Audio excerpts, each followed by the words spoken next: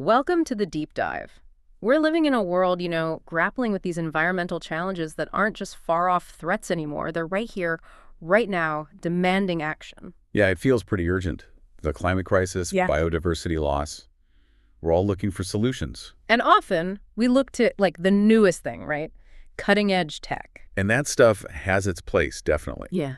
But what's really interesting, I think, is how some of the most powerful approaches aren't always brand new. Sometimes they're, ancient. Ancient wisdom. Exactly. Yeah. The sheer pressure of these problems is forcing us to look again at knowledge systems we might have sidelined for a long time. It's a reminder that knowledge isn't just one thing. That is exactly what we're diving into today here on the Deep Dive. You know our mission. We take your sources, unpack the core insights, and basically give you that shortcut to being really informed without drowning in data. So today, we're tackling this fascinating question.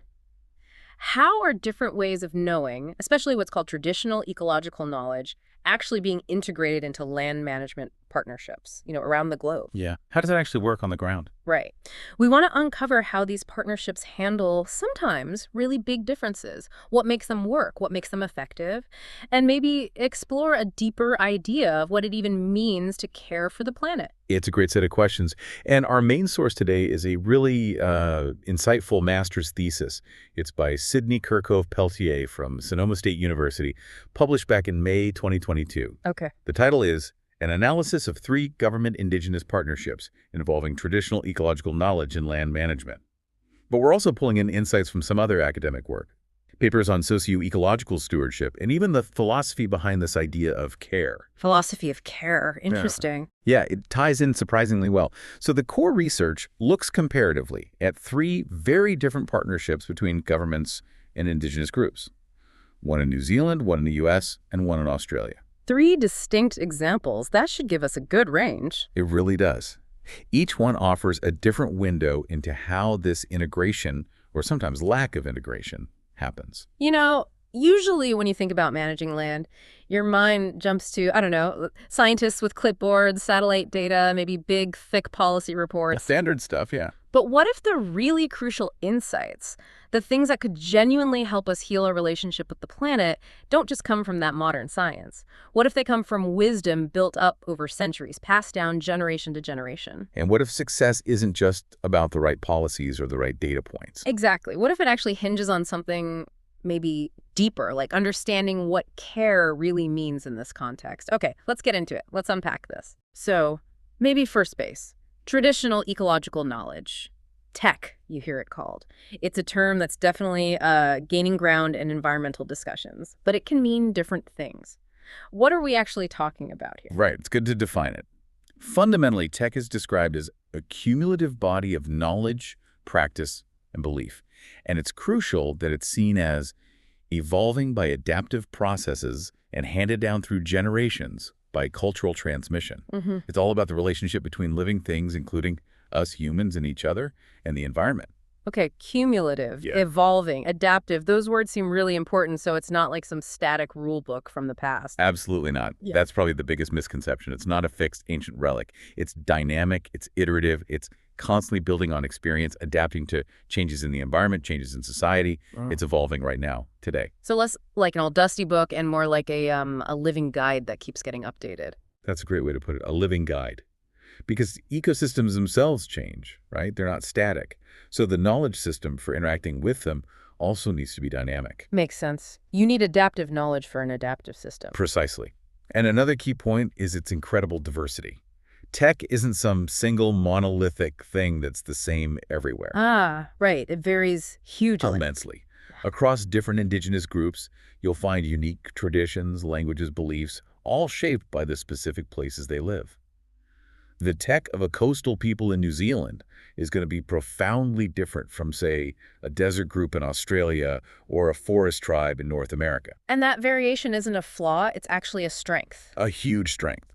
It offers this incredible wealth of locally attuned knowledge, specific strategies, deep understandings that are perfectly adapted to particular environments.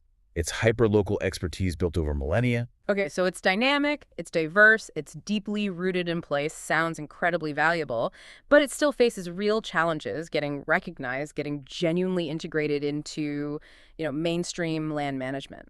which is often dominated by Western science. Huge challenges, yep. What are some of those hurdles these partnerships bump up against again and again? Well, a really persistent one is what the source calls the persistent dichotomy, this framing of Western knowledge versus traditional knowledge. Us versus them, almost. Kind of. It often positions tech outside, or even somehow against scientific discourse. And right away, that creates this perception that tech has a lower epistemic status. Okay, epistemic status. Let's break that down. It sounds like how much we trust something, how valid we think it is. That's pretty much it. Epistemic status is about the degree to which a knowledge claim or a way of knowing meets the criteria for being seen as credible, relevant, valid. Like, does it count as a real knowledge? Gotcha. Like a stamp of approval. Exactly. But here's the critical part, and this is where the analysis gets really interesting. Those criteria for what counts as acceptable knowledge, they aren't universal. They're actually defined within specific spaces, movements, and communities. So what counts as good evidence in a science lab? You know, quantitative data, peer review, might be totally different from what counts in an indigenous community with, say, a long oral history, where knowledge is more holistic, maybe qualitative, tied to spirituality. Precisely. One system's rules for validity get used to judge another system. And that's not just about different information. It's fundamentally about power. Who gets to decide what counts as legitimate? Right. It sounds like a gatekeeping thing, deciding whose knowledge gets in the room, whose doesn't, which, yeah, definitely creates a power dynamic. It absolutely does. And a recurring challenge, as the thesis puts it, in these government-indigenous partnerships is getting state agencies and bureaucrats to really acknowledge that traditional knowledge systems often hold fundamentally different values and worldviews. Different values? Like how? Well, for example, Western science often aims to sort of categorize, measure, and maybe control nature, whereas many indigenous worldviews emphasize a much more interconnected reciprocal relationship. Humans as part of nature, not separate from it. These aren't just different facts, they're entirely different ways of seeing the world, and that can lead to real friction. Misunderstandings, yeah. If you're not even starting from the same basic assumptions about how the world works. Exactly. It goes way beyond just sharing data points. It requires bridging fundamental differences in worldview. This whole conflict, this dichotomy, really brings us to a foundational way of understanding these power dynamics. And it comes from, maybe surprisingly, feminist critiques of knowledge. Yeah, it might seem like a bit of a left turn initially. Right, like what does feminism have to do with land management? But actually, these critiques offer really powerful tools for seeing why some knowledge gets prioritized and other knowledge gets pushed aside. First, maybe, what even is a knowledge system? Good question. It's more than just facts. A knowledge system is like a whole, multi-dimensional body of understanding. It's the entire framework, how we perceive the world, how we interpret information, how we organize it, how we decide what's valid, who gets to be considered an expert, what questions are even worth asking. It's the whole infrastructure of knowing. Pretty much. And indigenous knowledge systems, they are particularly complex, locally context-driven. They weave together ancestral wisdom, specific histories of place, generations of observation, practical skills, spiritual beliefs, social rules. It's all interconnected, very holistic. And these feminist critiques, they started by really questioning the idea of objective truth in science, didn't they? Pointing out that maybe objective wasn't always so objective. Exactly. Early feminist scholars in science looked around and said, hang on, where are the women? And then they asked, is the science itself truly gender neutral? This led them to scrutinize the very notion of objectivity. They argued that objectivity, as traditionally defined in science, was often an androcentric goal, meaning it was shaped, often unconsciously, by a predominantly male perspective. It set the norms, it decided what was important to study, how to study it, often excluding female experiences or perspectives. Like the classic example of medical research historically focusing almost entirely on male bodies. Precisely. It wasn't necessarily that the science was wrong, but its claim to universal objectivity was flawed because its perspective was limited. It created an inside-outside boundary. Okay, explain that, an inside-outside boundary. Yeah, the very act of defining what counts as objective scientific knowledge creates a boundary. Inside are the legitimate knowledge and the legitimate knowledge producers, the scientists, the experts. Outside are other ways of knowing, other experiences, other voices.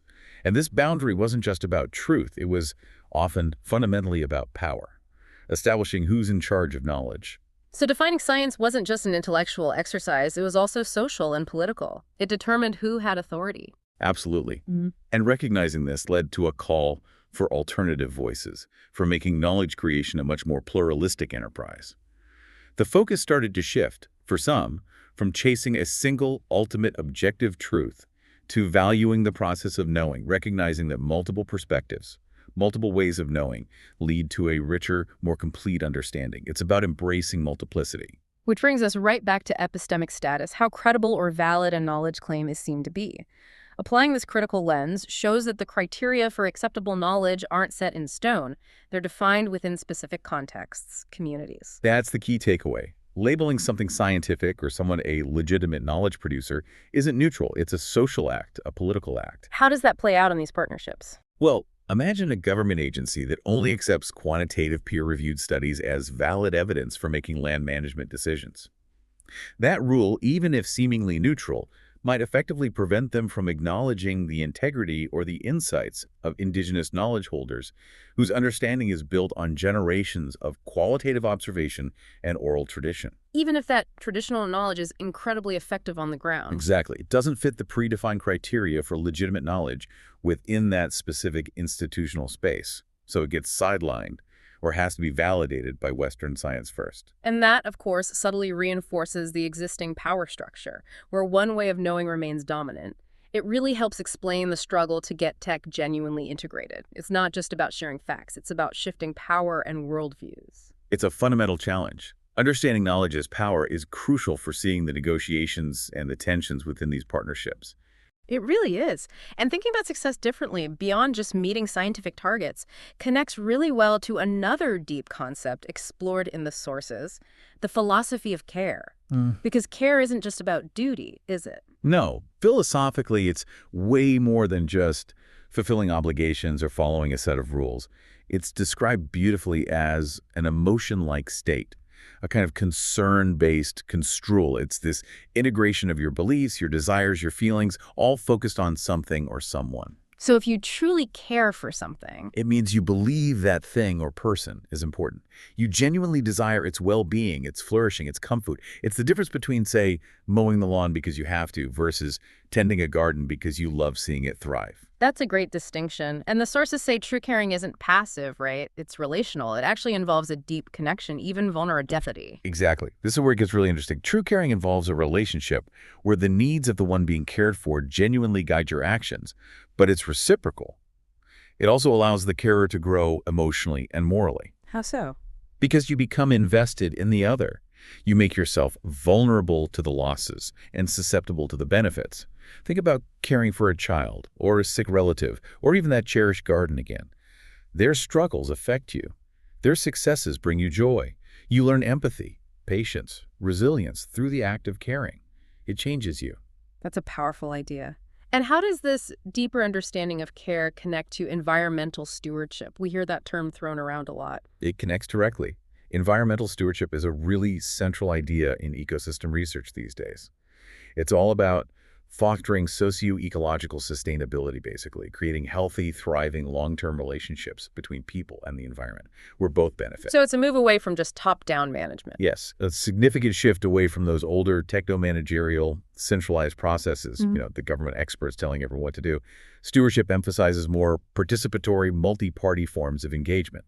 It recognizes that social benefits and environmental benefits are intertwined, equally important.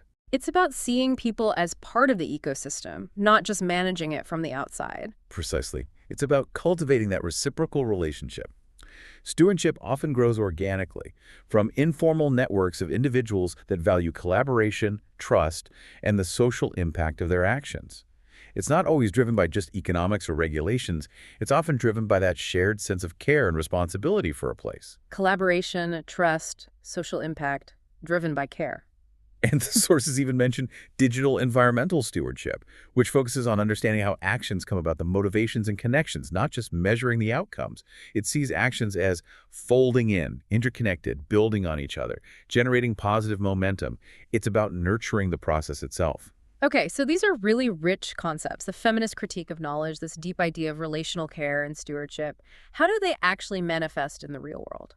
Let's dig into that first case study. New Zealand's Integrated Kaipara Harbour Management Group, the IKHMG. Right. New Zealand provides a really unique starting point because of its legal context. The Treaty of Waitangi, right? That plays a huge role. Absolutely foundational. Signed in 1840 between the British Crown and Maori chiefs, its interpretation has been fraught, but it's embedded in New Zealand law and acknowledges Maori connection to the land, their mana whenua. Historically, though, colonial rules severely restricted traditional Maori land use and governance. Leading to grievances, loss of land, ecological damage. Exactly, which ultimately led to a major settlement in 2002 with Te Ori o Hau, one of the Maori hapu or sub-tribes around Kaipara Harbor. This settlement formally acknowledged their special ancestral association with the harbor. So the IKHMG, formed in 2005, was a direct result of both that history and a serious ecological crisis in the harbor. Spot on. Taipara Harbor was in bad shape. The sources talk about a tangled web of conflicting policies, fragmented management. It led to terrible sedimentation, pollution, biodiversity loss. For the hapu, this wasn't just environmental damage. It was a crisis impacting their ability to practice kaitiakitanga. Okay, kaitiakitanga. That sounds like a really key concept here. It's more than just management, isn't it? Oh, much more. It embodies responsibilities, obligations, guardianship, care. It reinforces a deep spiritual attachment to the natural world. It's about wise management, yes, but rooted in a holistic, indigenous worldview. It's the guiding principle for IKHMG. So the entire strategy is framed within that indigenous worldview, not just adding bits of Maori knowledge onto a Western plan. That's the core difference. IKHMG aims to frame all the challenges, ecological, political, social, within indigenous worldview, knowledge, and practice. Kaitiakitanga isn't just a component, it's the foundation. Which leads to that weaving metaphor they use, two distinct knowledge systems working together. Yeah, it's a powerful image. The IKHMG principles explicitly consider both traditional Mataranga Maori and Western knowledge models.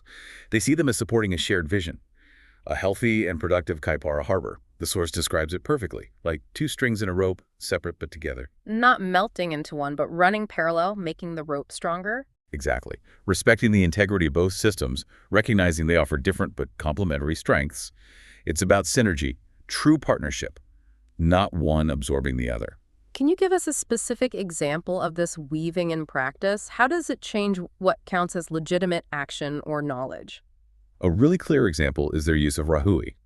This is a traditional Maori practice, a temporary ritual prohibition placed on an area or resource, like a fishery, to allow it to recover. Okay. Within IKHMG, rahui is implemented as a completely valid management tool, sitting equally alongside Western science.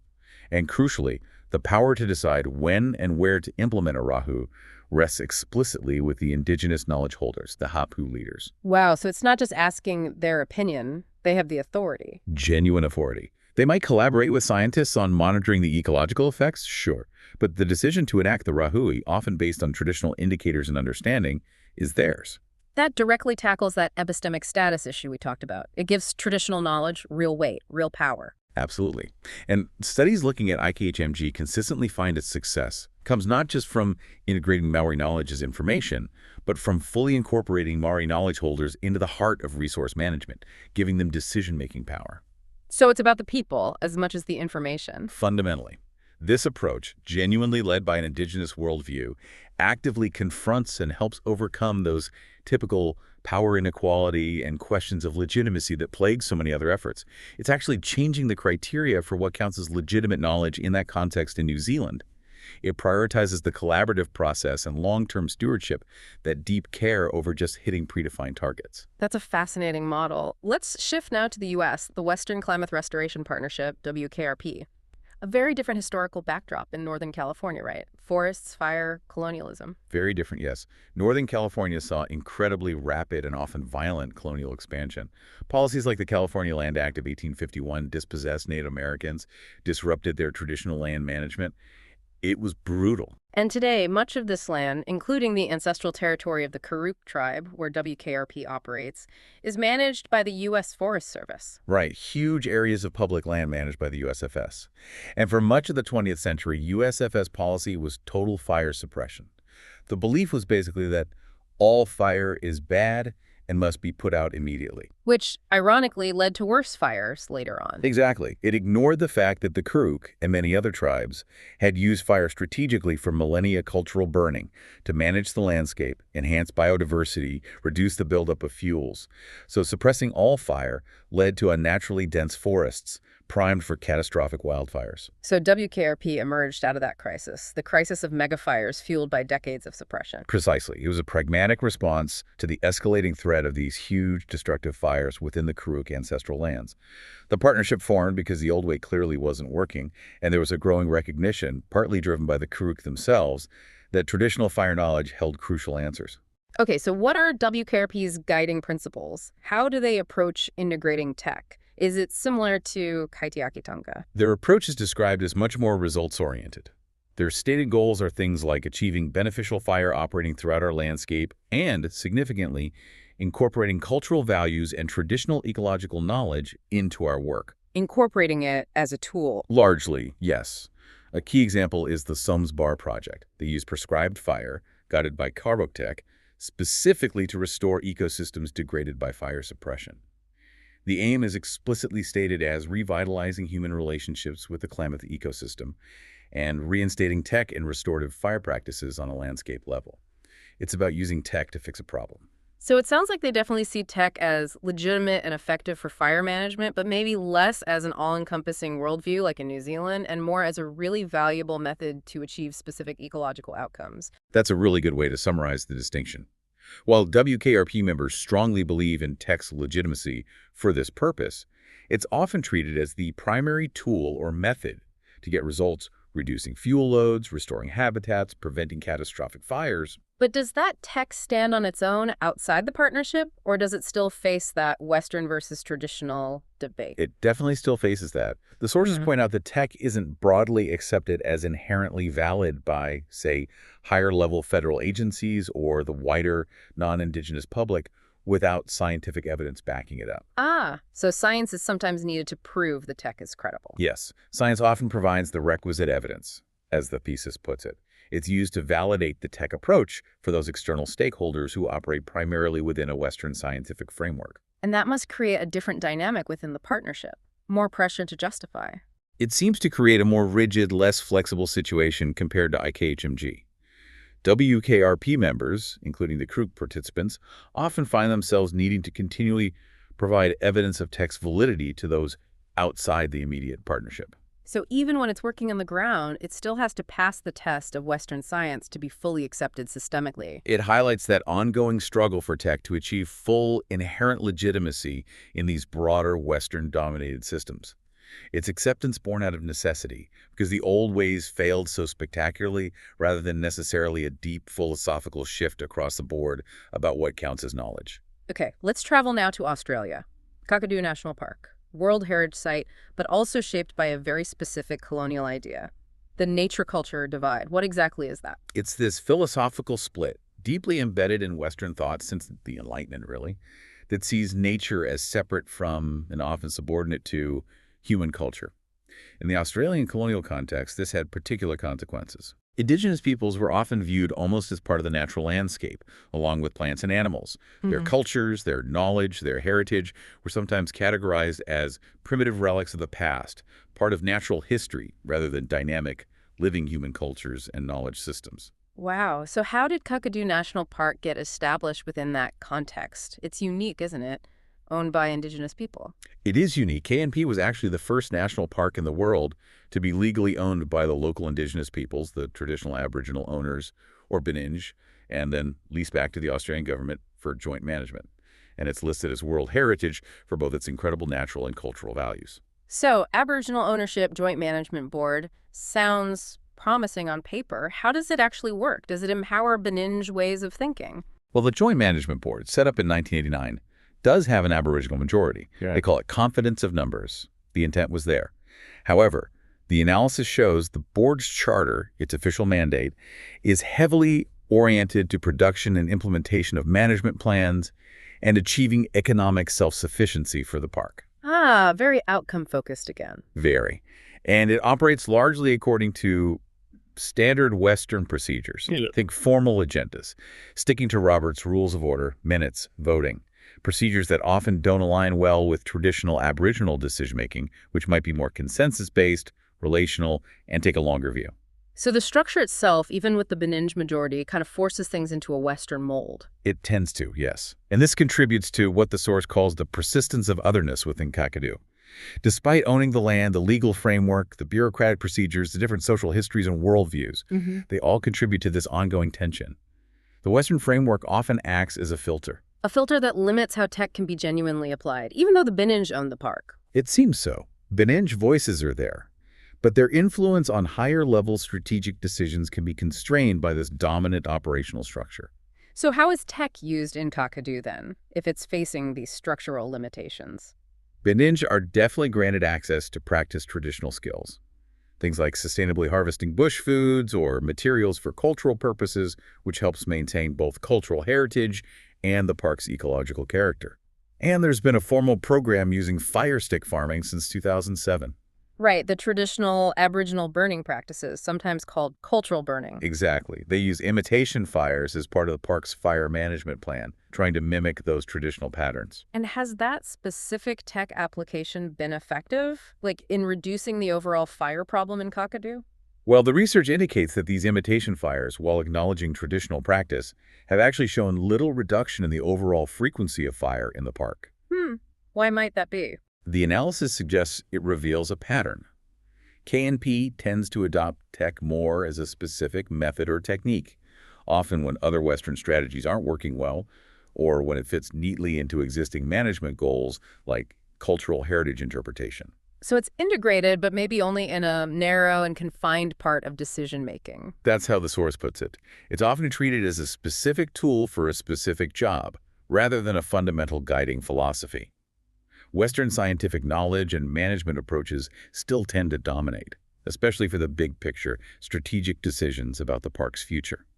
The hierarchy persists. Okay, 3 really distinct stories. New Zealand, the US, Australia. Let's try to pull it together using that ecology partnership epistemology gauge you mentioned. It sounds like a useful way to visualize these differences on a spectrum. Yeah, it helps compare them without just saying good or bad. Remember, these are tendencies, leanings along a continuum. No partnership is perfectly at one end. Right, so the 4 dimensions are tech in theory. Is it seen as legitimate? Tech applied, guiding principle or just a method, partnership goals, process or product, and decision framework, equal or hierarchical. Exactly. Let's start with tech in theory. How legitimate is tech perceived to be? Where does IKHMG in New Zealand sit? IKHMG leans heavily left towards legitimate. Their whole weaving concept is built on treating Matarangamari and Western science as equally valid, equally necessary. It's inherent in their structure and the authority given to the Hapu. Okay.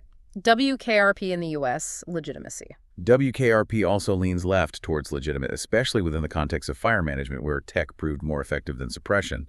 But crucially, with that nuance we discussed, it often needs Western science to validate it for broader acceptance. So legitimate, but maybe conditionally legitimate in the wider system. Right, and Kakadu. KNP is maybe more towards the center, leaning slightly left perhaps, but with significant caveats. It's moved beyond seeing tech as primitive, yes, but the dominant Western park management framework means its legitimacy can still be challenged or subordinated, especially in higher-level decisions. Structural inertia is powerful. Okay, dimension 2, tech applied. Is it a guiding principle for the whole partnership or more of a specific method? IKHMG. IKHMG is clearly left, guiding principle. Kaitiakitanga isn't just a technique, it's the philosophical bedrock informing strategy, operations, everything. The use of Rahui flows directly from that principle. It provides flexibility and deep integration. WKRP, principle or method. WKRP leans right towards guiding method. Tech is highly valued as an effective method for fire management and restoration. The focus is on applying that method to achieve specific, practical outcomes, like in the Sumsbar project. And Kakadu with its imitation fires? Also leaning right. Guiding method. Fire stick farming and other practices are used as specific applications, often tactically, when they align with existing plans or when other methods fall short. It's tech being slotted into a largely Western plan. 3rd dimension, partnership goals. Is the focus on the ongoing process of stewardship or on achieving tangible products, IKHMG? IKHMG leans left, process-driven. Their goal, a healthy and productive Kaipara harbor, is an ongoing state of being, not a finished product. They prioritize the continuous journey of care, adaptation, and relationship building. Makes sense. WKRP and Kakadu, process or product? Both lean right, product-driven. WKRP aims for measurable results, reduced fire risk, restored habitats, specific fire intervals achieved. KMP focuses on the successful operation of the park visitor numbers, biodiversity metrics, economic targets, all tangible outcomes or products. Okay, final dimension. Decision framework. Is it fundamentally equal or hierarchical? This seems like the culmination of the other factors, IKHMG. Strongly left towards equitable. Because it was founded by Maori knowledge holders, structured around their worldview and gives them real authority, like with Rahui, it actively destabilizes traditional power imbalances. It fosters genuine co-governance. Decisions feel shared. A real power shift. What about Kakadu, even with that Aboriginal majority on the board? KMP leans heavily right towards hierarchical. This is maybe the starkest finding. Despite the numbers on the board, the underlying Western legal structure, the formal procedures, the focus on economic outputs, they all tend to reinforce a hierarchy where Aboriginal authority is limited in practice, especially on big strategic issues. The framework itself maintains the imbalance. So the structure overrides the representation, in a way. And WKRP, where does it fall on the equal hierarchical scale? It's perhaps still evolving, but the analysis suggests it tends towards hierarchical, maybe similar in trajectory to Kakadu. The reliance on external scientific validation for tech, the ultimate authority resting with federal land agencies. It implies that, while collaborative, the decision-making isn't fully equitable yet. Western science and agency mandates likely hold a higher position in the ultimate hierarchy. Looking at that gauge across the board, it's striking how interconnected these dimensions are. The perception of tech's legitimacy seems to cascade down, influencing how it's applied, what the goals are, and ultimately how power is shared. It's a really clear correlation in these case studies. When tech is genuinely seen as legitimate and adopted as a guiding principle right from the start, you tend to see more equitable, process-driven partnerships that are more flexible and inclusive. And conversely. Conversely, if tech is viewed mainly as a method or needs that external scientific stamp of approval, the partnerships tend to remain more hierarchical, more rigid, more product-focused, and struggle more with those fundamental power imbalances, even if they achieve some good things on the ground. It really comes down to that initial philosophical commitment, that shift in worldview. So as we bring this deep dive to a close, reflecting on these different ways of weaving knowledge systems together for land management, what are the really crucial takeaways? It feels like legitimacy and tech as a guiding principle are paramount. They really are the foundation.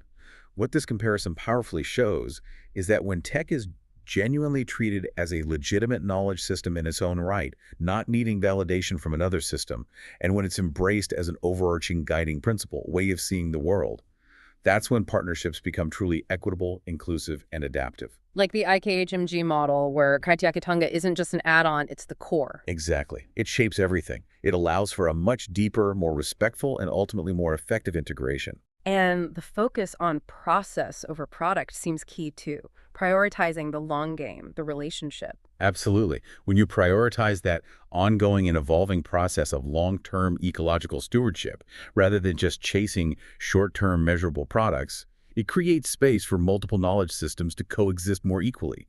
It builds resilience because the focus is on the health of the relationship itself, with the land, with each other.